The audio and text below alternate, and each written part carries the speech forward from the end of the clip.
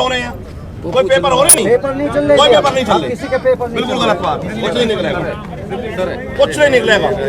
भैया देखो मेरी बात सुनो, यहाँ से वापस चलो, यहाँ से नहीं निकलेगी कोई भी गाड़ी, यहाँ से कोई गाड़ी नहीं निकलेगी। जिम्मेदारी हम पे नहीं है क्या? मेरे बच्चे नहीं है, अनाथ हूँ मैं, माँ बाप ना मेरे, तो एड्रेस चले जाओ वापस। चलो उधर बैठो, पूरा देश का किसान परेशान है। बैठो बैठो तुम अपने उसकी लग रही है, चले जाओ ना आप जहाँ जाना, यहाँ से नहीं निकलेगा कोई भी। अब सीधे सीधे तौर पर है बिल्कुल। कोई एम्बुलेंस होगी वो निकाली जाएगी। अगर मैं परेशान हूँ तो सब परेशान है। चलो बैठो उधर बैठो बैठो भैया, आराम से बैठो, कोई गाड़ी ना निकलेगी यहाँ से, बैग निकल जाएगा जहाँ निकलना होगा। देश का किसान बर्बाद हुआ है। इन कानूनों की देन है कि जो आज पूरे देश का किसान रोड पर है। आज देश के किसान को ना ठंड दिख रही है, ना अपने बच्चे दिख रहे हैं, ना उनको अपना परिवार दिख रहा है, वो रोड पर हैं। पिछले 2 महीने से लगातार पंजाब में किसान बैठा हुआ है। पंजाब और हरियाणा का किसान अगर दिल्ली आना चाहता है और सरकार से बात करना चाहता है तो कौन सा अपराध कर रहा है वो? उस पर पानी की बौछार की जाती है, उस पर आंसू गैस के गोले दागे जाते हैं। 23 सितंबर से 2 अक्टूबर हम आए थे, किसान क्रांति गेट पर हमने दिल्ली जाना चाहा।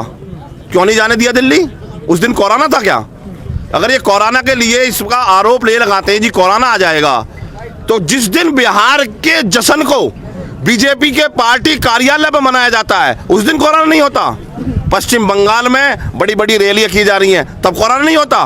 बिहार में इतनी बड़ी रैलियां की गई तब कोरोना नहीं होता। कल तमिलनाडु में चुनाव होंगे तब कोरोना नहीं आएगा। इस देश के किसान के खिलाफ कोरोना टाइम में ये 3 बिल लेकर के आए। हमारा एक मानना, अगर आप 3 बिल ला सकते हो तो एक बिल हमारे लिए ले आओ जो आप पूंजीपति और उद्योगपतियों को लाभ देने के लिए लेकर आए हो।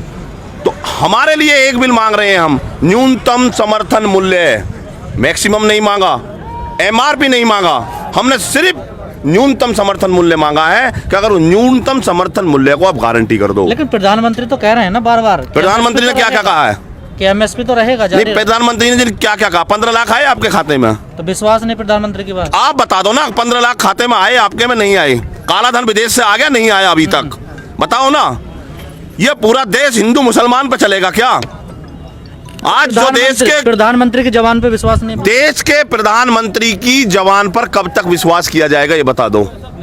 रात के 8 बजे खड़े होकर के ये कह दिया जाता है कि कल 12 बजे से नोटबंदी हो जाएगी, रात के 12 बजे से नोटबंदी हो जाएगी, हम काला धन खत्म कर रहे हैं। हो गया खत्म? आपसे पूछना चाहते हैं मीडिया के माध्यम से, आप बता दो क्या काला धन खत्म हो गया हो? तो अगर देश में काला धन खत्म हो गया हो, देश के प्रधानमंत्री ने मांगे थे 50 दिन, देश के प्रधानमंत्री ने मांगा था कि 1 महीना मुझे दे दो लॉकडाउन का, दिया था नहीं दिया था? होगा कोरोना खत्म? आज खड़े होकर के ये कहते हैं हमें पता नहीं है कोरोना कब खत्म होगा। ये देश के प्रधानमंत्री तो कहते हैं।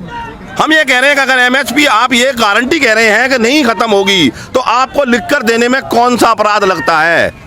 क्यों नहीं कानून बनाना चाहते? देश के किसी किसान संगठन ने इस चीज की डिमांड नहीं करी कि ये 3 काले कानून लाए जाएं। सर ये तीनों कानून काले हैं किसानों के लिए, तो किसान 2 गुटों में क्यों बटे हुए हैं फिर सर? किसान कौन से गुट में बट रहे हैं? नहीं, कुछ तो समर्थन कर रहे हैं सर। कौन समर्थन कर रहा है? बीजेपी के एजेंट समर्थन कर रहे हैं। बीजेपी की जो पार्टियां वो भी समर्थन नहीं कर रही। अकाली दल ने साथ छोड़ दिया? छोड़ा नहीं छोड़ा आपके सामने।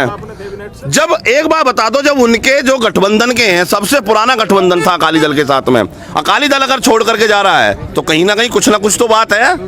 देश के किसान को अगर ये बताते हैं कि ये किसान नहीं है, रोड पर आपके माध्यम से हम पूछना चाहते हैं ये कि किसान नहीं है? ये किसान क्या खरीदा हुआ आता है?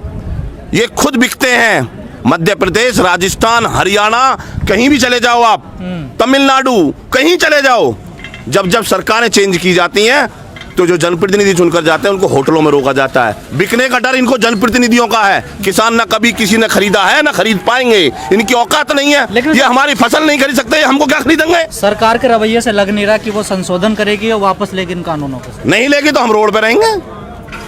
हमने कह तो दिया, देश की सरकार को ऊंचा सुनता है, इसको सुनाने के लिए हम रोड पे आए हैं। अगर देश की सरकार ये चाहती है कि हम दिल्ली ना जाएं, तो सरकार रोड पे आए, नहीं सर, हमसे ये बात तो- करें। ये तो टकराव की स्थिति होगी ना, ऐसे तो नहीं चलेगा। काहे की टकराव की स्थिति होगी? किसानों में और सरकार में 70% देश में किसान है। क्या ये सरकार बिगड़ किसान की आई थी क्या? आपके माध्यम से हम ये पूछना चाहते हैं, क्या देश के किसान ने इस सरकार को वोट नहीं दिया था?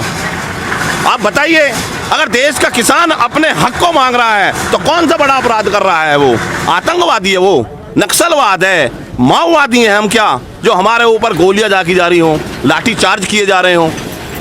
देश का किसान अगर 70% मानते हुए सरकार को लेकर के आ रहा है, उसके बाद भी हमारे साथ में ये जायज़ी की जा रही है। किसी एक किसान संगठन से, किसी किसान नेता से देश के प्रधानमंत्री महोदय, देश के कृषि मंत्री महोदय ने ये पूछा कि हम ये कानून लेकर के आ रहे हैं? अब तो टाइम दे दिया ना उन्होंने, 3 दिसंबर का बिल लेकर। कृषि मंत्री ने कहा है काहे का टाइम है? हम तो कह रहे हैं जैसे हमें बगैर पूछे आपने कानून लेकर के आए हो, ऐसे ही बगैर पूछे कानून ले आइए आप। काम क्या है पूछने का? हमें हमसे पूछा कब था? अगर एक कानून आप एमएसपी पे क्यों नहीं लाना चाहते, बताइए आप। आज मक्का 800 रुपए में बिक रही है, 1800 का रेट है। धान 1000 में बिक रहा है, 1886 का रेट है। गन्ने का पेमेंट 14 दिन के लिए कहते हैं, 14 महीने हो जाते हैं। देश में किसान को खत्म करने पे तुले हुए हैं ये लोग।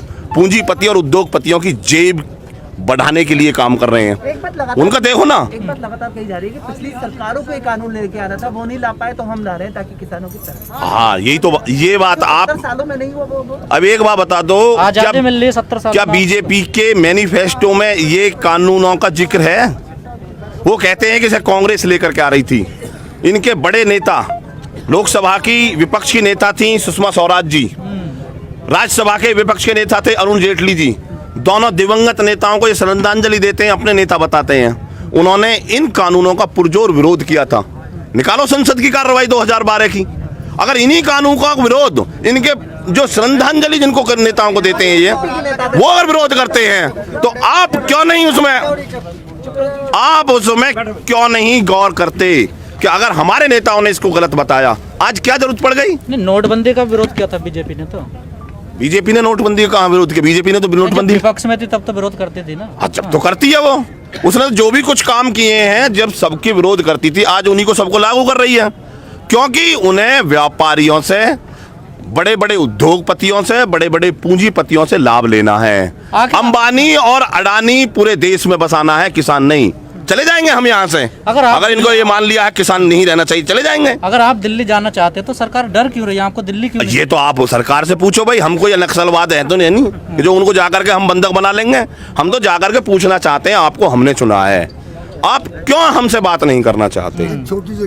नक्सलवाद में, माओवाद में अगर हमारी बात कोई गलत हो, हम शांतिपूर्ण तरीका से अपनी बात कहना चाहते हैं। आपके माध्यम से, पूरी मीडिया के माध्यम से, पूरी भाजपा को, पूरे बीजेपी को, पूरे एनडीए को, सबको ये बता दिया कि हम किसान आंदोलन कर रहे हैं। पिछले 2 महीने से पंजाब और हरियाणा का किसान रोड पे है।